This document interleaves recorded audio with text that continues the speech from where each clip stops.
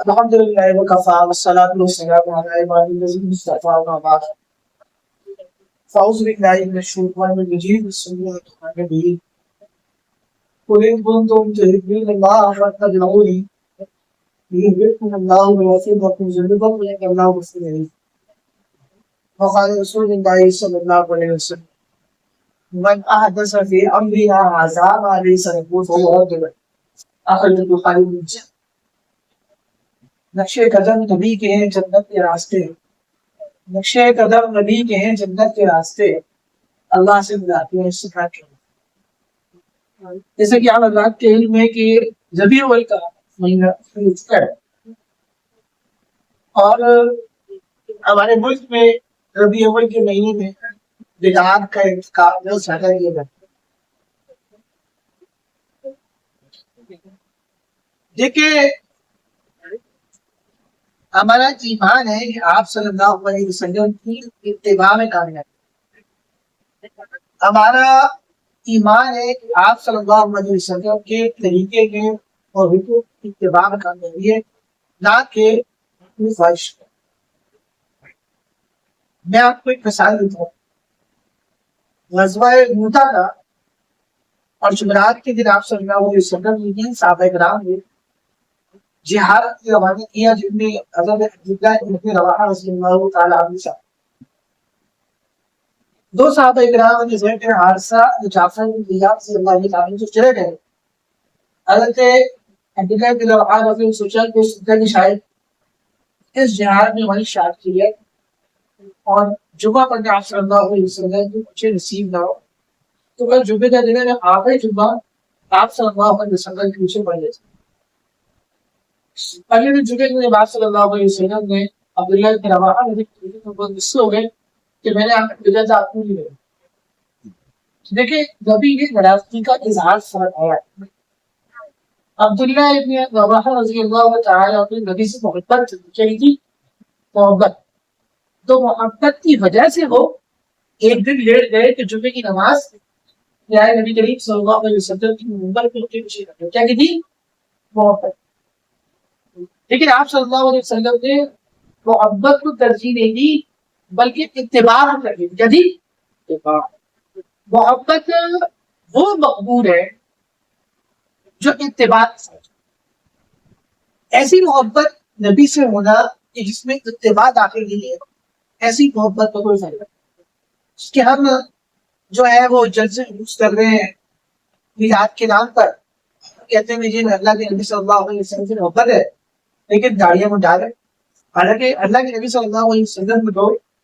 داڑھی منڈے کو دیکھ کر غصے کا اظہار فرمایا اور اس سے چہرہ کر کھیر لیا اور فرمایا کہ ظالم نے کس نے حکم دیا داڑھی اللہ کے نبی صلی اللہ علیہ وسلم نے تو ٹخنا مردوں کو کہا کہ کھولو ہم ٹخنا ڈھک دیتے ہیں اور جہنم کی تمام حدیث کی وعیدیں اپنے پر لے لیتے اور پھر کہتے ہیں فوقی سے کیا ہے جیسے کل گورنر ہاؤس کے اندر پروگرام چل رہا تھا سیرت کا اور سارے کھڑے ہوئے تھے اور سارے اللہ کے نبی صلی اللہ علیہ وسلم سے عشق اور محبت کے دعویدار لیکن کئیوں کی داڑھیاں بوڑھی ہوئی تھی کئیوں کے سر ٹوپیاں نہیں اور پینٹ پجامے شلواریں ٹانگوں سے نیچے اور عجیب بات یہ کہ رسول اللہ صلی اللہ علیہ وسلم کی سیرت کے پروگرام پہ آئے لیکن کوٹ پینٹ اور ٹائی لگائی یعنی پروگرام رسول اللہ کی سیرت کا ہے تو لباس بھی رسول اللہ کے ماننے والوں کا پہننا چاہیے وہ لباس پہننا چاہیے کہ اس کو رسول اللہ نے زندگی میں پسند فرمایا اور انہوں نے جو لباس پہنا ہوتا وہ کفار کا پہنا ہوتا وہ کوٹ پینٹ ٹائی اور بنا کہہ رہے کہ اللہ کے نبی صلی اللہ علیہ وسلم کو ملا اور دعوے دار کس بات کے کہ ابھی اللہ کے نبی صلی اللہ علیہ وسلم کی محبت ہے کہ محبت نہیں ہے عشق وہ معتبر ہے کہ جو اتباع کے ساتھ اگر ایک آدمی کو کسی عورت کے ساتھ پیش کرتا ہے نا اور وہ کسی عورت ہے کہ مجھے اس سے بڑی محبت ہے لیکن اس عورت کا کام قائم نہ کرے اس کی بات نہ مانے وہ کہیں چیز سے کوئی محبت نہیں محبت وہ ہوتی ہے کہ جس میں اتباع بھی شامل ہے ایک طرف آپ دعوے دار ہیں کہ اگر اللہ کے نبی صلی اللہ علیہ وسلم سے محبت ہے دوسری طرف آپ داڑھی مولتے ہیں ایک طرف آپ دعوے دار ہیں کہ مجھے اللہ کے نبی صلی اللہ علیہ وسلم کی محبت ہے اور اللہ کے نبی کا حکم یہ ہے کہ آ کے نیچے رکھو آپ آخر کوئی نہیں دعوے کو دیکھتے ہیں خواتین کو کہا پردہ کرو، پردہ نہیں کرتی کہ وہ کہتی کہ میں اللہ کے نبی صلی اللہ علیہ وسلم سے بہت زیادہ محبت ہے اور پروگرام کر رہی ہوتی سیرت کے، اور اس کا ایک دوسرا قسم بھی نظر آ رہا ہوتا ہے۔ یہ محبت تو قول کے خلاف کہ آپ زبان سے کہہ رہے ہیں کہ محبت ہے، اور آپ کی جسمانی طور پہ آپ کی اتباع میں، آپ کے طریقے میں کہیں محبت نہیں ہے، یہ محبت نہیں ہے، یہ تو منافقت ہے۔ اگر آپ کو واقعی اللہ کے نبی صلی اللہ علیہ وسلم سے محبت ہے تو آپ اپنے عقائد صحیح کریں، داڑھی رکھیں، پرچ رکھیں، اسلامی لباس جو شاعر اسلام ہے، اسلامی لباس زیب تن کریں، اپنے گھروں کا ماحول دین کے مطابق بنائیں۔ اگر آپ اپنے گھروں کے اندر دین کو زندہ کریں، پانچوں نماز جماعت سے پڑھیں، گھر کے اندر ایک نماز کا ماحول قائم کریں، ایک دین والا ماحول اللہ کے نبی صلی اللہ علیہ وسلم سنت والا ماحول قائم کریں، آپ اپنی ذات کے اندر بھی اور اپنے گھر والوں کے اندر بھی اللہ کے نبی صلی اللہ علیہ وسلم کی سنتوں کا احیاء کریں۔ کوئی سنت نہ ہوتی جو مجھ سے یا میرے بچوں سے، میری بیوی سے، میرے والدین سے، میرے بھائیوں سے، میرے شاگردوں سے رہ جائے، خود بھی سنت پہ عمل کرے اور دوسروں کو بھی سنت پہ اہتمام کرائے۔ کتنا افسوس ہوتا ہے اتنے بڑے بڑے لوگ سیرت کی پرام کر رہے ہیں، آپ کے پاس جائیں دیکھنے میں عام بات ہے، الٹے ہاتھ سے کھا رہے، الٹے ہاتھ سے پیے، جس کو یہ نہیں پتا کہ اللہ کے نبی صلی اللہ علیہ وسلم نے الٹے ہاتھ سے کھانے سے پینے سے منع فرمایا ہے، کھڑے ہو کے کھانے پینے سے منع فرمایا، بلکہ یہ بتلایا الٹے ہاتھ سے شیطان کھاتا ہے اور کھڑے ہو کے شیطان پیتا ہے، کھانا کھاتا ہے اور پانی پیتا ہے۔ جن کو بنیادی طور پہ بیسکس نہیں پتا کہ مرد بھی خواتین دیکھنے میں سوشل میڈیا کو کیسے کھا رہے کھا رہی یا کھڑے ہو کے کھا رہے پی رہے ہو، تو بات احساس بھی نہیں ہے کہ اللہ کے نبی صلی اللہ علیہ وسلم نے بیٹھ کے کھانے کی ترغیب کی اور سیدھے ہاتھ سے کھانے کا حکم دیا۔ جس مسلمان نے آج یہ حال ہو گیا ہے، اس کو سیدھے اٹھے ہوئے اس میں خیال نہیں ہے۔ جو بچے کو پتا، یہ بات مدرسے والوں نے نہیں بتائی، مدرسے والوں نے بتائی ہے کہ سیدھے ہاتھ سے کھاؤ اور بیٹھ مدرسے والوں کو صحیح سے بتایا، لیکن جب میں چھوٹا تھا تو مجھے اسکول میں بھی بتائی تھی کھانا بیٹھ کے کھاتی اور سیدھے سے۔ تو افسوس ہے کہ میں آج بڑی بڑی عمر کے مرد و خواتین کو دیکھتا ہوں کھڑے ہو کے کھاتے ہیں اور الٹے ہاتھ سے کھا رہے ہوتے ہیں، پیروں میں احساس نہیں۔ آپ یہ عشق نہیں، بڑے بڑے گناہوں کا ارتکاب کر رہا ہوں، کہتے ہیں میں اللہ کے نبی صلی اللہ علیہ وسلم سے ایسی محبت لے کر جاتے ہیں۔ اس نے ایک پروگرام کیا کہ گزرا کہ ایک آدمی ایک نامحرم اور پروگرام میں آیا اور داخل ہو کے اس کو پیار ویار کیا، اس سے لگایا اور بیٹھ گیا۔ جب انٹرویو ہوا تو اس نے کہنے لگا کہ مجھے تو اللہ سے نہیں ملتا کیا، اور جو میرا اللہ سے تعلق ہے مجھ سے وہ پوچھے کہ میرا آپ کو بتا سے، یہ سب تو قولی بات ہے۔ آپ کا جو عمل ہے، فعل ہے، وہ اس کے خلاف ہے کہ آپ نامحرم کے ساتھ بیٹھے ہو تو پیار کر رہے ہیں، اس کو آپ سینے سے لگا رہے ہیں اور آپ دوسری طرف کہہ رہے ہیں کہ مجھے اللہ سے بڑی محبت ہے۔ اللہ نے اس سے منع کیا ہے۔ ہمارے گورنر صاحب جو اس وقت سیرت کی پروگرام منعقد کرا رہے ہیں، ابھی پہلے وہ خواتین سے ہاتھ ملا رہے تھے تبلیغ کے اندر، وہ جو وزیر اعلیٰ سندھ ہے اس کی بیٹی کا کوئی دعوت تھی، ولیمہ نہیں جاتی، تو اس میں وہ ایک فارنر اور اس سے ہاتھ ملا رہے اور دوسری طرف وہ جلسے میں کھڑے ہو کر اللہ کے نبی صلی اللہ علیہ وسلم سے عشق رسول کا اور محبت رسول کا دعویٰ کر۔ یہ تو ہمارے قول اور فعل کا تضاد ہے کہ ہم اپنی خواہشات پہ چل رہے ہیں۔ افرأیت من اتخذ الہہ ہوا، اللہ تعالیٰ فرماتے ہیں پیغمبر کہ آپ بتائیں کہ آپ کو جنہوں نے اپنی خواہشات کو اپنا خدا بنائے، کیا مطلب کہ جو دل کہے جائز ضرور کرنا ہے، یہ نہیں دیکھنا کہ اگر نجائز خواہش کا مطالبہ دل کی حالت بنے لیکن میں نہیں کام کرتا، نہیں، اب دل چاہ رہا ہے کہ یہ غلام کام کرنا ہے تو کرے، اب یہی دیکھ رہے کہ اس کا انجام دنیا میں آخر دین کے لیے اب سب کے تمام سیدھے اللہ کی معافیت ہے، کوئی رشتہ نہیں، اس سے بھی گناہ ہوتے ہیں، غلطی ہوتی ہے، اور نجائز سب کو ہمارے دیواروں کو سب دیواروں کو شکل کو سب کو آپ کو دین کے مطابق اللہ کے تیاری کرتی ہے۔ دوسری بات آپ حضرات سے یہ کرنی تھی کہ ہمارے ملک میں جب لڑکے کو آتا ہے تو بعض لوگ ہر درجے پابند ہے اور وہ سمجھتے ہیں کہ میلاد کے پروگرام منعقد کرنا یا جلسے نکالنا یا جلوس نکالنا یہ عشق رسول۔ دیکھیں آپ صلی اللہ علیہ وسلم نے اپنا میلاد بنایا نہیں، میلاد کہتے ہیں پیدائش، اور جو پیدائش کو نہیں مانتا آپ صلی اللہ علیہ وسلم کی وہ کافر ہے۔ ہم سب کا عقیدہ ہے کہ آپ صلی اللہ علیہ وسلم کا میلاد ہے۔ اب یہ پیدائش کس تاریخ کو ہے؟ آپ صلی اللہ علیہ وسلم کی وفات کا دن تو تمام فقہاء اور محدثین کے نزدیک متفق ہے، وہ 12 ربیع الاول، یہاں تک کہ فتاوی رضویہ میں بریلوی مسلک کا عالم احمد رضا خان بریلوی نے بھی لکھا ہے کہ 8 ربیع الاول کو آپ صلی اللہ علیہ وسلم کی ولادت ہے اور 12 ربیع الاول کو وفات. وفات کے بارے میں تمام مفسرین محدثین فقہاء اولیاء اللہ کا اتفاق ہے کہ آپ صلی اللہ علیہ وسلم کی وفات 12 ربیع الاول ہے. لیکن ولادت کے بارے میں شریف اختلاف ہے. کسی نے 8 ربیع الاول کو، کسی نے 9، ہمارے شیخ صاحب رحمۃ اللہ علیہ کی رہتی ہے 9 ربیع الاول کی صبح، اور کسی قرآن 30 تاریخ ڈالے تو ربیع اول کا مہینہ ولادت سے نقل ہی نہیں فرماتا. کوئی رجب کا، کوئی شعبان کا، کوئی جماعت ثانی کا مہینہ، کسی پہ ولادت. اگر ہم تھوڑی دیر کے اس بات کو مان بھی ہے کہ 12 ربیع اول ہی ولادت کا دن ہے، اب ایک سوال ہے کہ کیا آپ صلی اللہ علیہ وسلم نے اپنی ولادت پہ خوشیاں منائی؟ کیا آپ صلی اللہ علیہ وسلم نے عثمان کو، خلفاء راشدین کو، صحابہ کرام کو اپنی ولادت کے لیے جشن بنانے کا حکم دیا؟ آئے ذرا چلتے ہیں اور آپ صلی اللہ علیہ وسلم کے دور کے خلافت دور نبوی کو دیکھتے ہیں کہ جو 23 سالہ دور پر مشتمل ہے. آپ صلی اللہ علیہ وسلم کو نبوت قریب 40 سال کی ہوئی، جس میں جو 13 سال آپ کی مکی زندگی کے اور 10 سال مکی زندگی، صحیح نا؟ 23 سال ہو گئے. ان 23 سال میں 12 ربیع اول 23 دفعہ ہے. کتنی دفعہ ہے؟ 23. ایک دفعہ بھی آپ صلی اللہ علیہ وسلم نے 12 ربیع اول کے دن کوئی خوشی نہیں بنائی، کوئی جشن نہیں بنایا. صحابہ کرام رضوان اللہ تعالی علیہ اجمعین نے مکہ میں کوئی ریلی نہیں نکالی. جب مدینہ منورہ تشریف لائے حالانکہ مدینہ مضبوط تھے، ہو سکتا تھا اشکال کے مدینہ مسلمان کمزور تھے، مکے میں کمزور تھے، مدینہ مضبوط تھے. مدینہ میں بھی کوئی ریلی نہیں نکالی، کوئی جلسہ نہیں نکلا، کوئی جلوس نہیں نکلا، کوئی 12 ربیع اول کے لیے اجتماعات نہیں ہوئے. اگر یہ کوئی اتنا بڑا عمل ہوتا کہ آپ صلی اللہ علیہ وسلم ولادت بیان کرتا ہے، آپ صرف اپنے صدیق سے کہتے کہ بناؤ کل میری ولادت کا دن. آپ صحابہ کو کہتے ہیں کل میری ولادت کا دن ہے، اس ولادت والے دن کو تم بناؤ،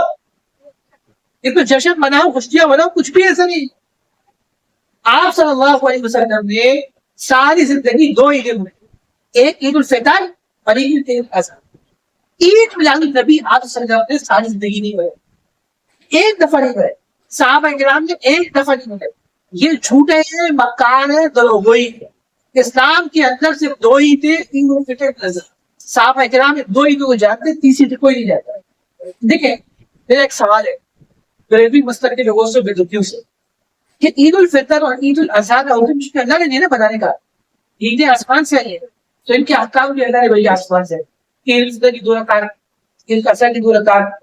خطبہ ہے، بیان ہے. عید الاضحیٰ کی قربانی ہے، احکام ہے نہیں ہے. عید نبی کو حکم آیا کسی نے؟ آپ نے یہ کبھی سے دکھا دیں کہ اس میں عید نبی کے بارے میں ہو کہ اس میں نماز پڑھنی ہے یا عید نماز پڑھنی ہے، حلوے بانٹنے، نئے کپڑے پہننے، یا اس کی کوئی فضیلت مجھے دکھا دے. کوئی صحیح مستند روایت آج بھی کہتا ہوں، اگر کوئی شخص مجھے عید میلاد النبی بنانے کا ثبوت اور اس کی فضیلت کسی ایک روایت میں دکھا دے، 10 لاکھ روپے انعام. اس بات کو آپ ہائی لائٹ کر سکتے ہیں اور اس کا الگ سے وہ بنائے 2-3 کلپ کہ اگر کوئی شخص یہ بات ثابت کر دے کہ عید میلاد نبی آپ صلی اللہ علیہ وسلم نے بنائی ہے، اس کا ثبوت اور اس کے فضائل بیان کر دے، اس کے بنانے کے 10 لاکھ روپیہ انعام دوں گا. 10 لاکھ بند غلط ہے. تم لوگوں نے اپنی طرف سے عید بنائی ہے. اسلام کے اندر 2 عیدیں ہیں، آپ صلی اللہ علیہ وسلم اور صحابہ کرام نے 2 عیدیں بنائی، ایک عید الفطر اور ایک عید الاضحیٰ. آپ مجھے بتائیں حضرت صحیح اللہ تعالیٰ سے بنی ہے اور وہ کہتے ہیں کہ ہم آپ صلی اللہ علیہ وسلم کے ساتھ عید الفطر اور عید الاضحیٰ کے دن عید گاہ جانے تھے، نماز پڑھتے مصلی. تو مجھے بتائیں اگر عید میلاد النبی تو حضرت ابو سعید یہ کیوں نہیں فرمایا کہ ہم عید الفطر، عید الاضحیٰ اور عید میلاد النبی کی نماز پڑھتے ہیں، عید گاہ جاتے ہیں؟ کہیں سے عید میلاد النبی کا کیوں؟ یہ تو 600 سال بعد کسی جگہ پہ ایک بادشاہ آیا اور اس نے یہ بدعت شروع کی اور عید میلاد النبی بنائی اور وقت کا توقع نہیں بڑھنا شروع. آپ مجھے بتائیں ہر سال بدعت بڑھ رہی. قرآن کیا کہتا ہے؟ ایوم اکملت لکم دینکم. اللہ فرماتے ہیں آج کے دن میں نے تمہارا دین تمہارے لیے مکمل کر 1400 سال اس بات کو گزر گئے, اس سے بھی زیادہ ہوا. اگر یہ دین ہوتا تو کوئی اس کی حد تو ہوتی نا. قرآن کا نزول رک کیا ہے نا. یہ تو ہر وقت ہر زمانے میں نئی نئی, ہر سال نئی نئی بدعت کا اضافہ ہو. کیوں؟ کیونکہ یہ آسمان سے نہیں آیا, یہ اللہ کے نبی نے نہیں بتایا, صحابہ نے نہیں کیا, یہ جاپانی لوگ بیٹھ کے خود بناتے ہیں. ناسا ابال میں گولی مار کے نعوذ باللہ کعبہ بناتے ہیں مصنوعی, اور اس کا طواف کرتے. شرم کیا ہے؟ زمین کے اوپر آسمان کے نیچے ایک ہی کعبہ ہے, اور اس کا طواف ہوگا وہ حرمین شریفین میں کعبہ بیت اللہ, اس کی توہین ہے.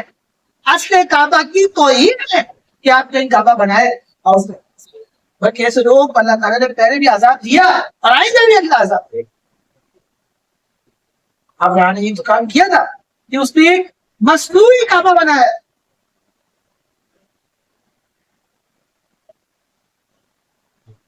پہلے ابراہیم نے ایک مصنوعی کعبہ بنایا, اس کے بعد اس نے کہا کہ میں اصل کعبہ کیا کروں گا, گراؤں گا, اور جو کعبہ میں نے بنایا یہ کعبہ.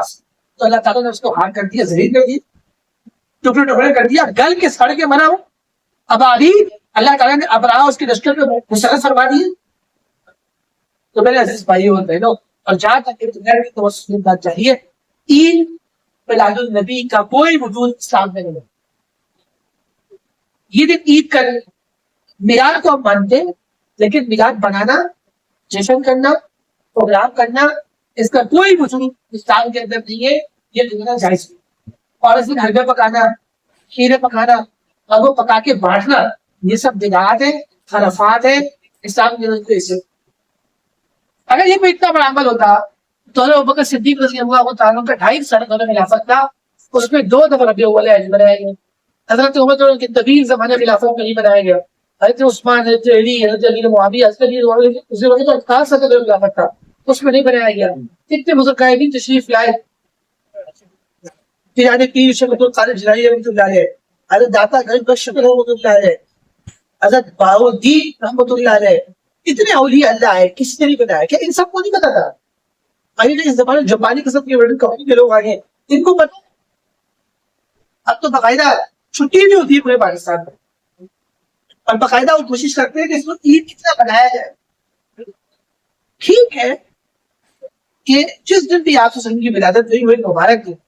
لیکن ولادت باسعادت کے دن کو بنانا اور جشن بنانا اسلام کے اندر اس کی اجازت ہے. یہ خالصتاً بدعات ہے. اور بخاری مسلم کی روایت ہے کہ ام المؤمنین حضرت عائشہ صدیقہ رضی اللہ تعالیٰ فرماتی ہے کہ آپ صلی اللہ علیہ وسلم نے فرمایا, من احدث فی امرنا هذا ما ليس منه, جس نے ہمارے اس دین میں کوئی نئی چیز ایجاد کی جس کا تعلق اسلام سے نہیں, قرآن سے نہیں, حدیث سے نہیں, پیغمبر کی سیرت سے نہیں, صحابہ کی طریقوں سے نہیں, فرمایا کہ فہو رد, وہ نئی چیز بھی مردود ہے, اور وہ اس نئی چیز کو ایجاد کرنے والا بھی مردود ہے. وہ نئی چیز بدعت ہے اور اس کو ایجاد کرنے والا بدعتی لعنتی مردود ہے. اور آپ صلی اللہ علیہ وسلم فرمایا ہر نئی چیز اسلام کے اندر ایجاد کرنا, اس کو دین سمجھ کے کرنا, اس کو جو بدعت ہے وہ گمراہی ہے, اور حق گمراہی کرنے والا جہنم میں جائے گا. اللہ محفوظ ہے. علماء کہتے ہیں بدعتی کو توبہ کی توفیق نصیب ہوتی. کیوں؟ کیونکہ وہ اپنی بدعت کو گناہ سمجھتے ہی. آپ نماز پڑھ کے, قرآن پڑھ کے توبہ کرتے ہیں, آپ استغفار کر لیں گے اس لیے کہ اللہ قرآن شریف پڑھنے میں, نماز پڑھنے میں کبھی اللہ اس کو معاف کرنا. لیکن یہ تو نہیں کہیں گے کہ نماز پڑھنے میں نماز پڑھی معاف کر لیں. نماز ایک عمل ہے, قرآن دیکھنے کا عمل ہے. تو بدعتی اپنی بدعت کو گناہ مانتا ہی نہیں. وہ کہتے ہیں مجھے بڑا ثواب مل رہا ہے, اس لیے تا حیات بدعتی کو توبہ کی توفیق نصیب ہو. پہلے آدمی بدعت کرتا ہے, اس کے بعد سیدھا شرک پہ جاتا ہے اور پہچاننے کو شروع کرتا ہے. اللہ تعالیٰ فرماتے ہیں انہ من یشرک باللہ, کہ جو آدمی اللہ تعالیٰ کے ساتھ شرک کرے فقط حرم اللہ علیہ الجنہ, اس بات میں کوئی شک شبہ نہیں, اللہ تبارک و تعالیٰ اس کے جنت کو حرام کیا. اور فرمایا کہ اس شخص کا ٹھکانہ, مشرک کا ٹھکانہ جہنم ہے. وما للظالمین من انصار, اور فرمایا کہ ایسے ظالم مشرک لوگ جن کا کوئی مدد کرنے والا ہے. میں تو حیران ہوں کہ ہمارے ملک میں گورنر لیول پر, ایک بڑے لیول پر بدعات کو فارورڈ کیا جائے. بعض اقتصاد اس میں کوئی شک نہیں کہ ہمارے گورنر سے کامران تک تصویری بہت کام، میں خود ان کو مانتا ہوں اور بہت اچھا کام کرتا ہوں، لیکن جو ان کے صحیح کام ہے وہ صحیح کام اللہ سے سر آتے ہیں، لیکن جو کام غلط ہے وہ غلط ہے۔ یہی گورنر ہاؤس کا اسٹیج ہے کہ جب قرآن کی تلاوت ہوتی ہے، اسی اسٹیج کے اوپر علماء کے بیانات ہوتے ہیں، اور اسی اسٹیج کے اوپر ڈانس ہوتا ہے، لڑکے اور لڑکیاں ڈانس کرتے ہیں، کنسرٹ ہوتے ہیں، اور اب اسی اسٹیج پر جس پہ چند دن پہلے روز اگست کے مہینے میں کنسرٹ ہو رہے تھے، علی ظفر آ رہا ہے، جان فتح آ رہا ہے، آج فلاں آ رہا ہے، آج فلاں آ رہا ہے، اور ایک جو ہے نا عجیب بہت قائم کیا تھا اللہ تعالیٰ کی ناراضگی کا، آج سے اسٹیج پہ سینے کی کیوں ہے پروگرام ہے، کل اس اسٹیج پہ چھوڑ رہا ہو۔ گورنر صاحب آپ کو قطعی طور پہ یہ اختیار نہیں کہ آپ گورنر ہونے کی حیثیت سے گورنر کے اسٹیج کا غلط استعمال کریں۔ اگر آپ اپنی قوم کو فحاشی پر اور گناہوں پہ لگائیں گے تو گورنر صاحب آپ اللہ تعالیٰ کے جواب دیں۔ گورنر صاحب جس تک اللہ کرے کہ گورنر تک کی میری بات پہنچے اور اللہ تعالیٰ گورنر کو بھی ہدایت دے، میں گورنر صاحب کی دل و جان سے عزت کرتا ہوں، بلکہ ایک درجے پہ گورنر صاحب کا فین بھی ہوں کہ گورنر صاحب جو خیر خیرات کرتے ہیں، سخاوت کرتے ہیں، اور رمضان المبارک میں ہمارے گورنر صاحب جو لوگوں کو کھانا کھلاتے ہیں، اور ہمارے گورنر صاحب جو عوام کو کھلاتے ہیں، یہ جو باہر نکلتے ہیں لوگوں سے ان کی مسائل پوچھتے ہیں، حل کرتے ہیں، جس کی بائک چوری بائک اس کو دیتے ہیں سر آنکھوں پر، آج تک میں نے اپنی زندگی میں ایسا گورنر نہیں دیکھا خدائی قسم کہ اس ملک کے اندر تو جو اپنی قوم کا خیال کر گیا ہے۔ لیکن گورنر صاحب آپ اس بات پہ بھی دیکھیں کہ آپ سے جو کام شریعت کے خلاف ہو رہے وہ نہ کریں۔ یہ اسٹیج اس لیے نہیں ہے کہ آپ کنسرٹس کریں، یہاں پر